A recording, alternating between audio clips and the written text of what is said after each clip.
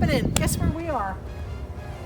Millville Army Airfield Museum, home of the P-47 Thunderbolt. We're so happy that we could be here today. So why don't we go inside and check it out?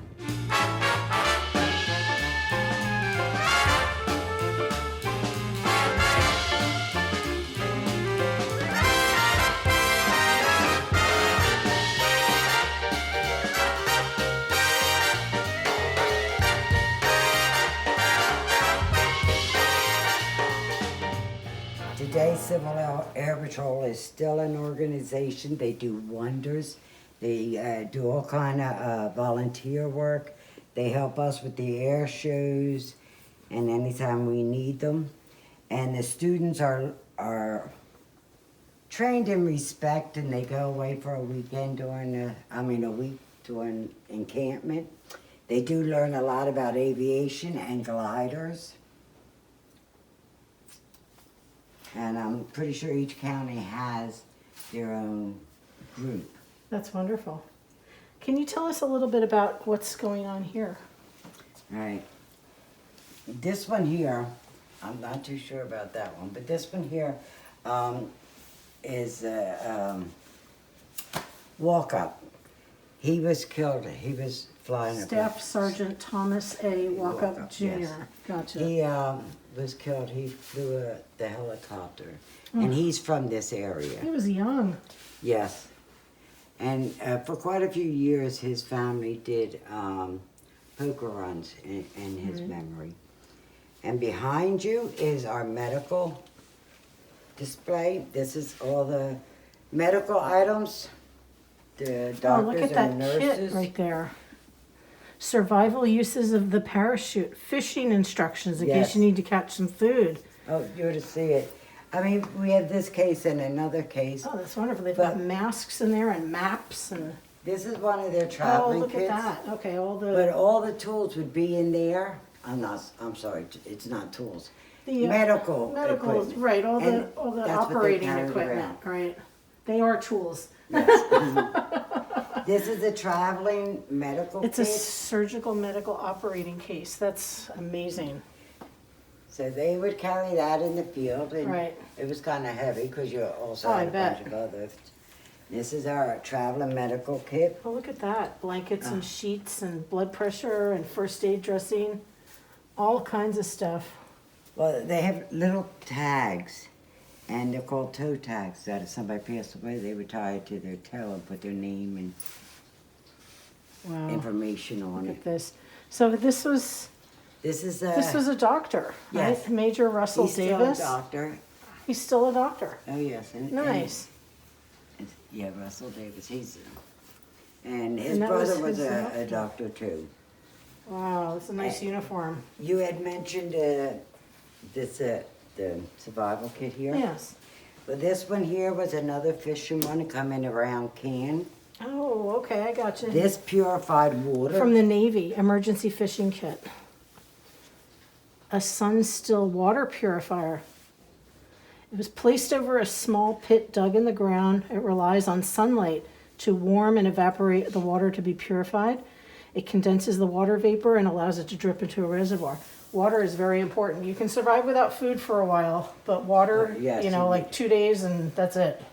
Well, this little case up here really amazed me because everything but the poles was in that little can. Oh, wow, really? Yes, it all get packed in that All that can. fit in there. Except the little poles. And it was used for everything. You had a spearhead to do fishing. You had a grappling hook. You had a thing for rotisserie chicken? Yep. Nice, or pheasant or pigeon or whatever you would find. I'm sure it wasn't a chicken. This is a compass that they would have. It's tiny. But it was so tiny you could hide it on your body. Oh, that's amazing. I mean, that's smaller than a dime. Here's my pinky for comparison. Wow. Air raid siren, air raid instructions. All right. All right, Hold Jen. on. Okay. I'm going to shut this off quick. Okay. Wow. But it gets so, I'm sure. so loud. We have to hide it because people like playing They just with want it. to turn that on. But it does get really loud. Right. This is nice that you have, if you were an air worker, please Yes. sign. So you have a record of people that, Come to visit and what have they a lot of did. their artifacts. And I'm sure that they are so happy and proud to be recognized, you know? Yes. Right, this is our area case. And this is kind of interesting. Them black lights, Yes. they're called blackouts. Mm, They would shine black so when somebody was flying over, they didn't see it. right. You had a plastic that went over the headlight. Would make the Oh, headlights shine down. Right. So when the enemy was flying over, They you couldn't would not see the know. headlights, right. Okay. These little stars, Yes. a mother would have her son, but they would be put in the window. Right, right. So you would know. If you had 3 stars, you had 3 sons in them. And the gold ones represented The one that folks that passed were away. killed, yeah, Yes. or passed away. Yeah, that's great. I remember seeing movies, different movies where people would have stars in the window, and Yes. I learned about it like that. This is actually what it really, one of the emblems look like. Right. Ella, when Bob and Charles were in the service. Yeah, I had a great uncle who served in World War II, and I had a great great uncle who served in World War I. So, it's amazing. This is our educational center. Oh, this looks like something I could get into. As a librarian, you know. There's a lot of interesting articles in there. You have biographies, you have information on different folks, you have fighting forces and welcome home boys, you have fighter squadrons information, letters for WASP World War I, Millville Airport, photos of planes, trading cards. Wow, Oh, yes. what a wonderful collection. And you have more educational stuff, so people can sit, Yes. relax, really And get read. into some Okay. history and some information, and this is so So important. important, yes. So it is. important for any museum to have a resource like this. If somebody's doing a project for school or a report, or just for their own personal interest to come and learn more stuff about it, this is incredible. Thank you for having this. All right. And this case here is our ration case. I mean, the bottom part of it is all money that come from Germany or China, you know, wherever. Different countries, yeah. There's something from the Philippines over there. Yes. Wow. And the next 2 shells is our rations. During the war, you would be given a ration book. Right. And they had like little stamps in there. And each stamp, it might be for a pound of sugar, it might be for butter. Right. It might have been, rubber was very hard to come by as well as nylon. So it was really hard. But the only way you would get your flour or your sugar was you had You had to have your ration book. And can we just go right around the corner for a second? I'm a big music head, so of course I'm attracted to this violin case or these record players. And music was a big important part of To keep the spirits keep up. the spirits up. Music is a wonderful way to kind of normalize the in a very incredibly not normal situation of war. So the fact that you have an homage to that is so important. Okay. And also, I'm sorry, I don't mean to interrupt, but Lisa told me that you guys usually have a soundtrack playing here Yes. with big band music, the Yes. Andrew Sisters, Jimmy Dorsey, yes. all those big, and that would evoke the time period alone. Too bad you don't have smell-o-vision as well, but but the music is just incredible. Yes. It really puts you back into that time yes. period and what these folks were listening to, and maybe what got them through another day. Well, the music did a lot to help. Here is a traveling organ. Oh wow! When it's folded up, it's like a suitcase. Couple of octaves, that's all you need.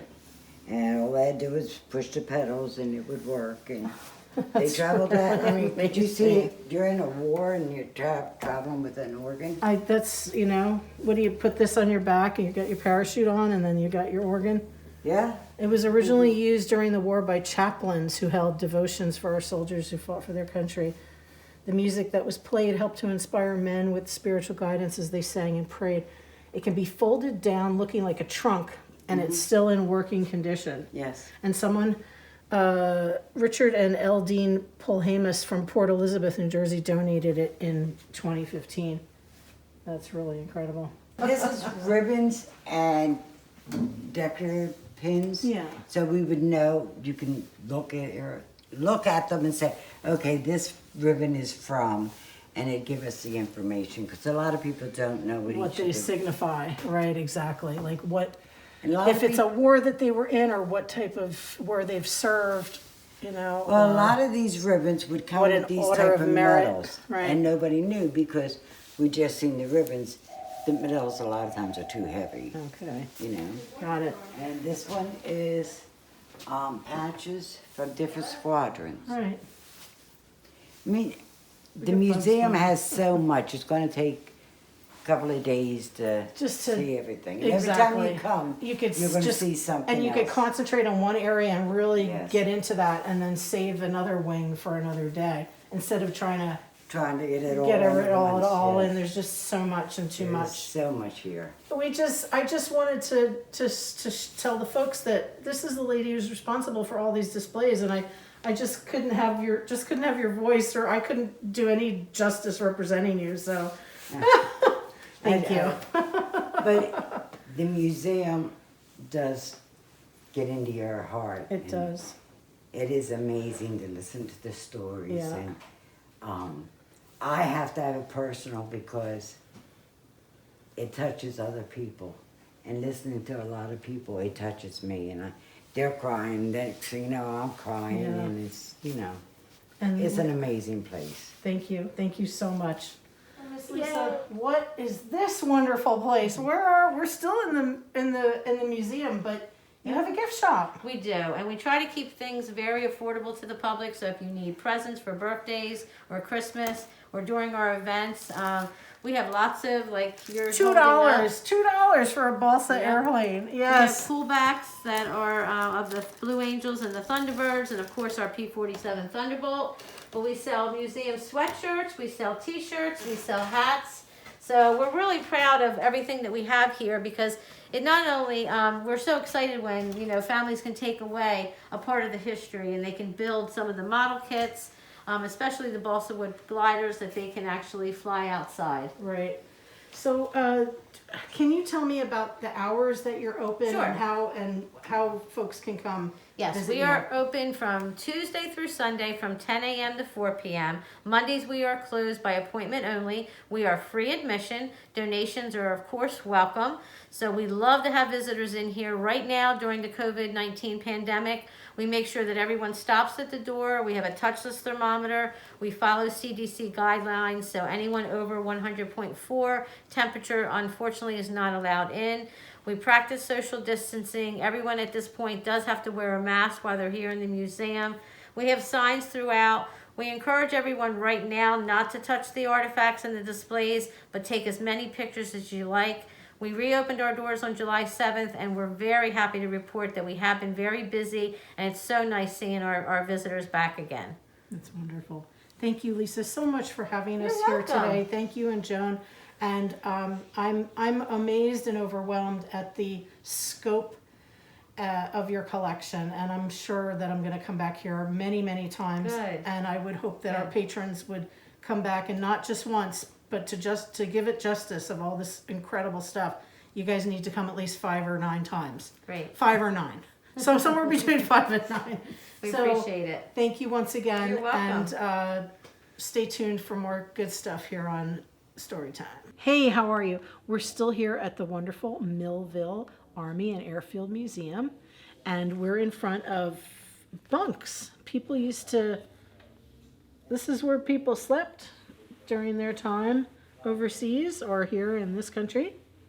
It's pretty slim, but at least it was better than the cold hard ground. So, and this book is a wonderful book I got from the Bridgeton Library. It's called Wings, Wheels, and Sails. And it has all sorts of information in it, but we're going to read a chapter or two out of it. And we're going to read a book about the first flyers. What people did to get off the ground. Before airplanes were invented, people tried to fly in different ways. Some attached huge wings of wood and cloth to their arms and jumped from a high place. Although they flapped their wings as quickly as they could, they always crashed. It's not easy being a bird. Birds are designed very well, and humans really didn't quite get it at first. Wilbur and Orville Wright were the first people to fly an airplane. I was trying to combine their names. They used a car engine to keep their plane in the air. That flight took place at Kitty Hawk in North Carolina in 1903. After the Wright brothers took off, other people started building and flying airplanes. These old airplanes don't look like much like the jet airplanes of today, right? They're wood and cloth and canvas, and they look a little rickety. There's an Italian airplane from 1909, a French airplane from 1909, and then the Wright brothers airplane. That's the French one, that's the Italian one. Yes.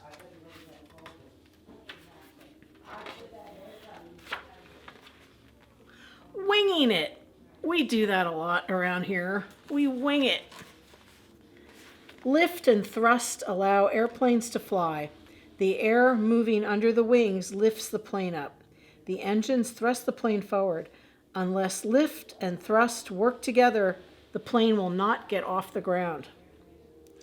The pilot sits in the cockpit of the plane. There are many dials, switches, and knobs in the cockpit. It takes many years to learn how to fly the plane. And it's funny, I know you probably can't hear it, but I hear a little airplane up in the sky because we're at an airport. I know you can't hear it, but I can, and it's really cool. So moving the flaps help the airplane move up, down, left, and right. Those are the flaps that are on the wings and also on the tail of the airplane, these little wings back here. Now, what about a helicopter? Have you ever been in a helicopter before? Helicopters are cool. I've been in a couple of helicopters, and the flight is really cool. Have you ever been in a small airplane? I've been in a small airplane. Like, you can only fit maybe 4 people in the airplane. And I've been on mid-size airplanes where you could fit about 40 people. And I've been on great big jet airplanes. And a helicopter has a huge propeller on the top that lifts it above the ground. It can fly forwards, backwards, up and down, and sideways. Helicopters can even hover in the air, kind of like a drone. Gliders do not have engines. They are made of lightweight materials. To take off, a glider is pulled into the sky by an airplane. When the plane lets it go, the glider soars on its own, and it lands independently. So it relies just on air and wind to get it to go around. And we're going to learn a little bit about balloons again, because these were the first machines that people took off on successfully to get up off of the ground. Because air is all around us. We cannot see it, but warm air rises above cool air. Balloons use hot air to rise up into the sky. The air inside the huge bag is heated with fire. The bag is made of thin, strong material. Passengers ride in a basket that hangs below the balloon.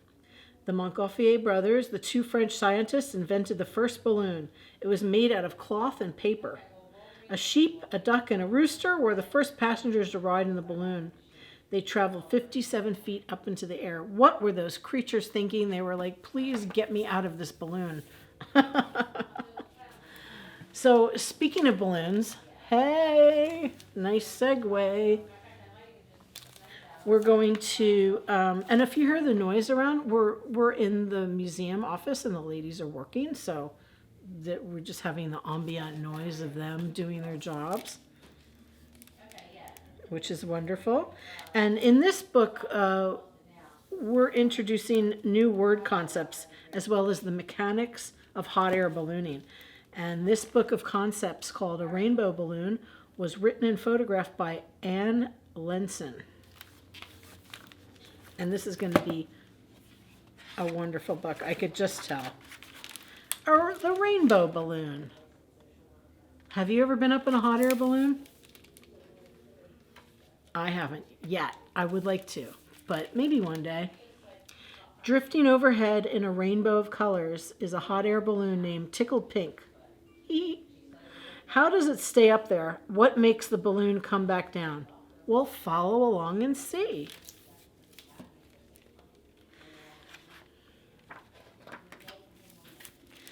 The colored fabric part, the top, is called an envelope. The bottom, passengers ride at the bottom in a strong wicker basket.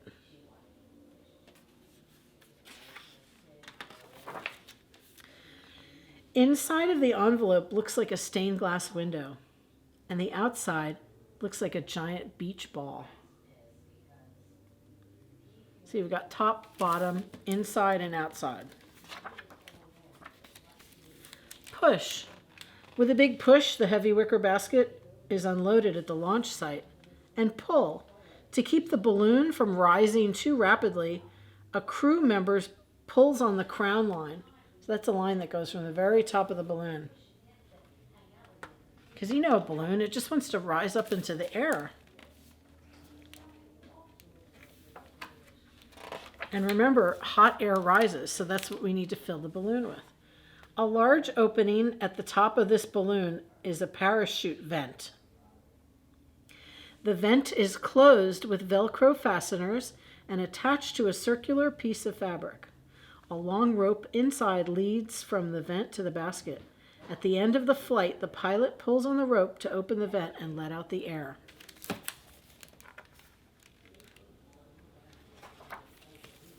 Hot. Flames from the flight burner will make the air inside the balloon hot. This safety pre-flight test shows that all of the equipment is working properly. A powerful fan fills the envelope with 2/3 of the way with cold air. Then heat may be added without damaging the fabric.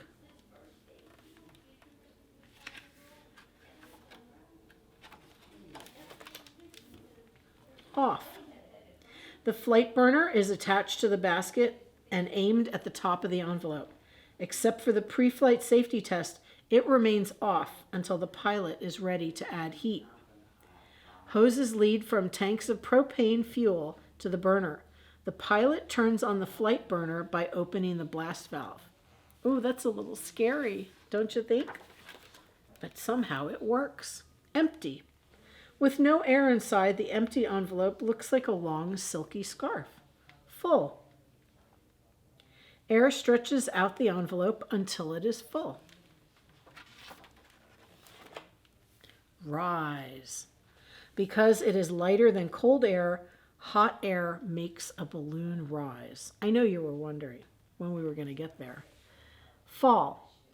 After a landing, the parachute vent is open. With a rustle, the envelope falls to the ground. So that's how they deflate it. Noisy. The burning propane makes a noisy whooshing sound while adding heat to lift the balloon. The burner is used during a flight only when the pilot wishes to add heat to the envelope. And quiet. In between blasts of burning propane, Tickled Pink drifts quietly, making no sound at all. Oh, that must be nice. I like quiet. Near. Standing near the Tickled Pink is taller than a 6-story building. Wow. Far. But when far away, it is the little pink dot hanging in the sky. See it? Little pink dot. That's really cool. Let's see what's going on here. Here we go. Low. Balloons fly low, just above the trees. High, or as high as 3,000 feet. Whoa, That's high.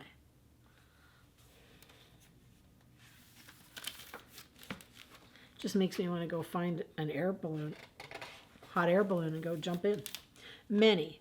Often many balloons are launched together, or one, just all by itself.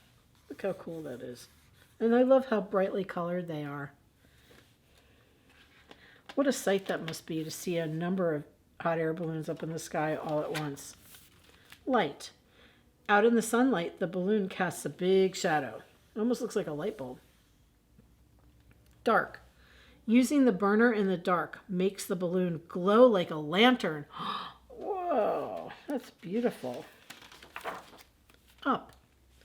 Tickled Pink rides the wind up above the treetops. And down. To land, the pilot uses the burner less often. As the air cools, the Tickled Pink comes down in a meadow.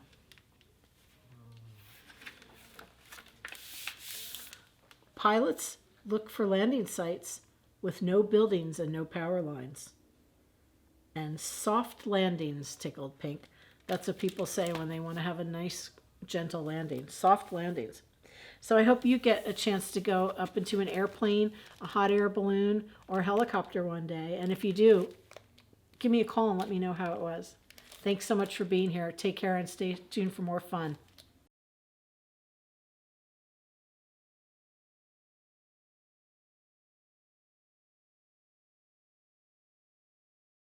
Hey everybody, what's happening? Hi friends. Welcome to Crafting with These Two Hands. They're cool hands, aren't they? They do lots of things. They can craft and cook and write. Hands are most amazing tools that we have. So for today, we are going to stick with our flying theme. And you all know what happened before there were airplanes, right? There were balloons.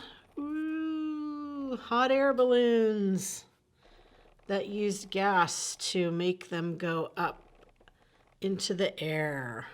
And we're going to make a cute little hot air balloon, almost like that one. And the first thing that we are going to do is we're going to work on the basket. You know, the part that you ride in when you go for your hot air balloon ride. Have any of you ever been in a hot air balloon? No, I don't know. That's great. I'm glad if you have. And I hope you do get to do that someday if you want to do that. I never have, and I think I would like to do that. So the first thing we're going to do is cut our basket with our trusty toilet paper roll and our scissors. We're going to cut down a little more than halfway down this toilet paper roll, and I'm just going to get it started here, and then I'm going to trim it up a little bit so that it looks a little neater.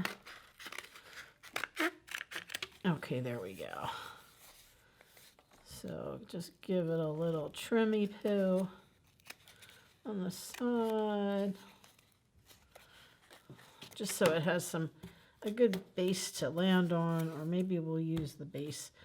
And for the bottom, what you want to do is you can cut a circle out of the bottom of this, because otherwise you'd fall right through the basket. And you don't want that to happen, do you? Because you know what? It's all about gravity. All right, so we're going to make a little bottom. And I'm going to put 2 little tabs on each side so we have something to adhere to the bottom of the basket. So there's one little tab. Keep going around in the circle.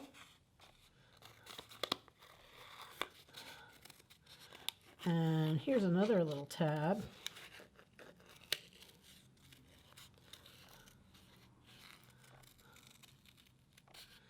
And there's your bottom. Woo!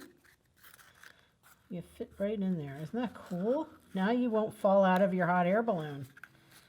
That is always a good thing. And I'm going to come in here with a little piece of tape. And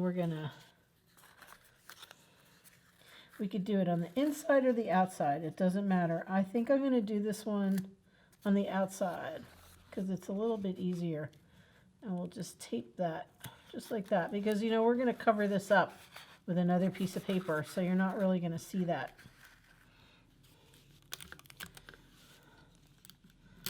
That's okay.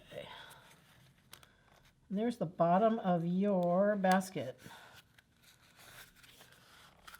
And now let's cover the basket up so that it looks pretty. And I chose this lovely shade of yellow paper here. So let's get these things out of the way. Look at these cute little airplanes that Linda made. Awesome job. And you know what we discovered? If you want to, you could put them on your tree as ornaments, because they could just clothespin onto one of the branches of the tree. How cool is that? I bet she didn't know she was making a Christmas ornament at the same time. Okay, so I'm going to cut a little piece of paper to measure our basket. And we probably need about, let's say about that much. And then enough to roll it onto itself. So let's see how much paper we need. Probably need about another couple of inches. Let's say maybe to about there. That looks good. Okay, we can move that yellow paper aside for now. And we'll take our glue stick. We like our glue stick. You know why we like glue stick so much? Because it dries so quickly. And it's easy if you just want to hold something light. Put a little glue there. And a little glue on the outside of this one. Remember how we did that? Where this one is going to meet. So we'll do a little glue stick here. Oops, we got a little purple glue stick on the basket, but that's okay. Because you know why? Because it dries clear. What? That's like magic. It's like some kind of magic potion. Whoever discovered glue stick is like a magician, an alchemist, if you will. All right, so there's our little basket covered. Looking cute. And oh, what I've got for you here is something very exciting. It is a box of stamps and ink. And we're gonna just go to town and decorate. You know what? We can call this the reading hot air balloon. See that says read? So anybody that goes for a ride on this hot air balloon will look at all the beautiful sights, and then they will go home and read. What do you think about that? See that cute little froggy? Read, ribbit, read it. There is your little read basket. Yay. And I'm also going to come in here with some hole punches. What? That's right. I'm going to punch on either side. Huh. Yeah. You have to make that noise when you hole punch because it makes it better. Just like in karate. Hiya. Give me another hole. Hiya. Bruce Lee would be so proud. And we're going to use this so that we're going to put some yarn in here and we're going to suspend the basket from our balloon top. And in order to make our balloon top, the actual balloon of it all, we're going to take these nifty colored pieces of paper. And I didn't know which colors to choose, so why don't you help me choose 2 colors? What 2 colors should we use? How about purple and blue? Yep. Thank you very much for helping me to decide that. And I'm going to cut out the shape of a balloon. And we're going to use this balloon as our shapey pattern. Is that a word, shapey? Shapey pattern. You know what I'm trying to say. All right.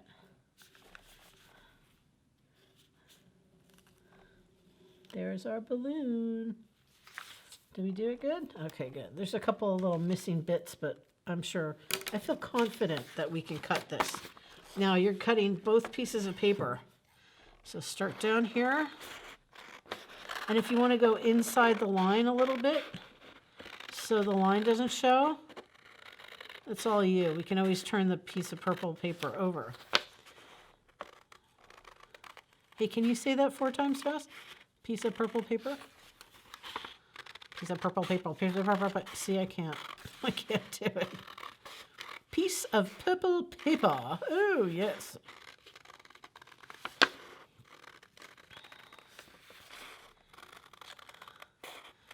And our balloon is almost ready to go. Do you remember that story that we read about the hot air balloon journey from Philadelphia to New Jersey? Remember the dog was there and they took some airmail? That was a cool story. And that it happened right around our area is very exciting too. So what we're going to do with this awesome 2 pieces of paper is, dun dun dun, glue stick them together. Yay! You can just go around the edges. And at the bottom, you can make some cool shapes that no one will ever see because they will be put together. Oh, come back here, glue stick. You make a smile. And do the same thing. It's disappearing. Told you glue stick was magic. You could do the same thing.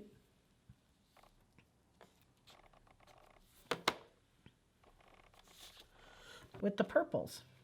And now glue these 2 pieces of paper together. Carefully. You can start at the bottom. Wiggle it around if you have to. Make sure that they're going on top of each other. And smooth it all out. And turn it over and smooth it all out. And there is your balloon shape. Now we're going to just go to town with some stamps here. So let me see if I could find some fun stamps. There's a kid on a book. Here's a little monkey, Curious George, reading a book. We've got so many cool stamps. And look, somebody actually made some stamps. This is really cool. They took a piece of sponge, they put the stamp, and they glued it right onto the sponge. So that's another way that you can make homemade stamps. There's a little girl with a little, she's like walking a little train, a little old-fashioned girl. Happy holidays. Hey, there's so many cool stamps. What are these? Oh, here's got some cool stamps. We got a rabbit and a star and a heart, a Santa and a turkey. How about if we choose the heart and the star? That's what I'm talking about. All right. Get some ink going. Look, I'm going to do 2 at once. Ooh. Get some ink on there.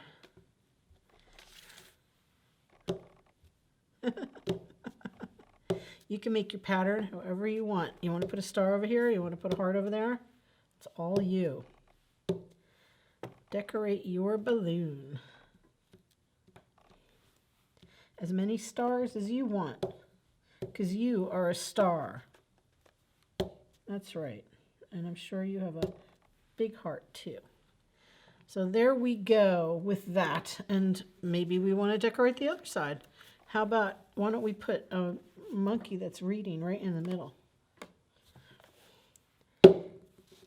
Yeah, look at that cute little monkey. Oh, you're so cute. How about if he has a friend that's reading right next to him?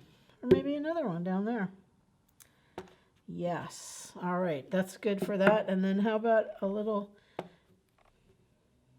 kid on a book. Come back in with our reed. Oh, we only got half of that one. That's okay. Let's see if I can line it up. That looks weird.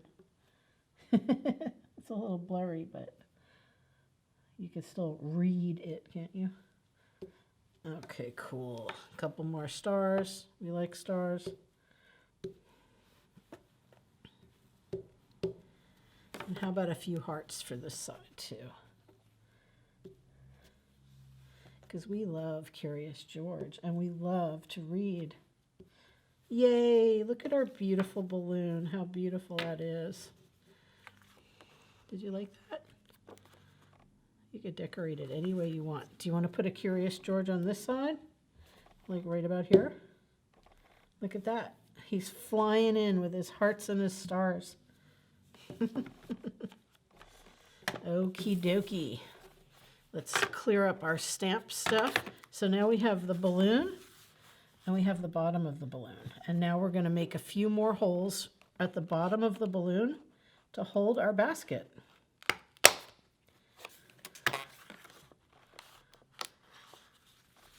Right? Good job, good job. And you're going to make one more hole at the top so you can hang your hot air balloon. And we can use a piece of yarn for that. So there we go. So here I've got some really cool yarn. I picked the color orange.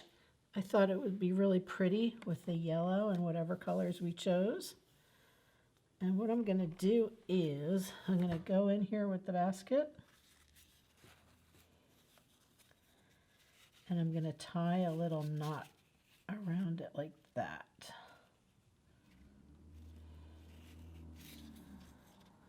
Just a little knot. And you could do another little knot to make sure that it stays on when you're flying your balloon around your house or outside. Having fun. Okay, and I'm going to cut our yarn right about there. Let's cover that glue stick so it doesn't dry out. And we're going to put the yarn into the bottom of the balloon. And then into the other side. Let's see. How would we like this to work?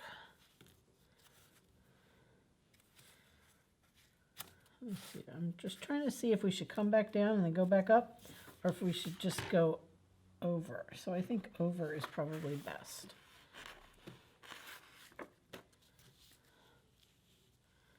Let's get some of these things out of the way so we can work. How long? And it, depending on how long you want your string to be, is how long your basket, how far your basket will be away from your balloon.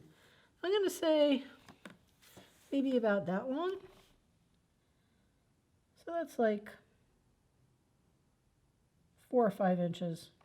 All right. And then take your other end of your yarn and put it through your hole and tie. And oh no, draw it down because we're going to snip the yarn off.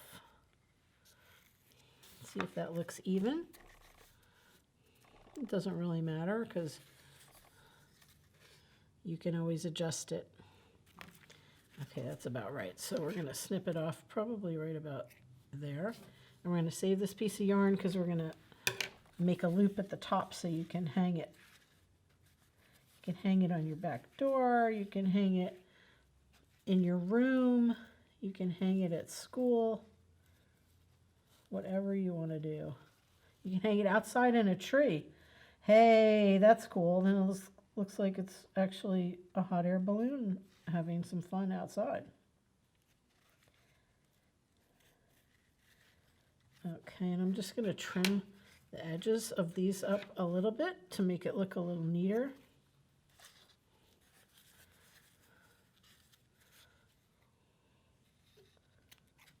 Okie dokie. And so there's your hot air balloon. Isn't that cool? But the last thing that we're going to do is we're going to make a little loop on top so you can hang it up. So I'm going to give a loop probably about that long because I'm going to have some extra length to make a little knot. And you could actually do this. You could slip both ends in here, right? Right. And put it through the loop like that. What? That's very exciting. Then you could tie that so that stays there. And then you tie the top. Oop, our balloon fell over. Oh no. The people fell out. Oh no. Okay, we're almost done. I hope you had fun today with our crafting. I had a lot of fun making this for you and with you. And just remember, if you don't have any stamps at home, you could just draw on your hot air balloon. So there it is. There is your beautiful balloon. Up, up, and away with your beautiful balloon. Okay, kids, thank you for hanging out. And adults, thank you everybody for visiting the Millville Army and Airfield Museum with us. I hope you had a ton of fun there. I hope you get a chance to go and check it out. It's a really cool place. They also have planes outside that you can go and visit and take pictures with. And it's in a busy little airport, so you can see planes take off and land also. So thank you so much for being with us today. If you like what you see every week, subscribe to our YouTube channel. And thank you so much for watching. You take care and we'll see you next time.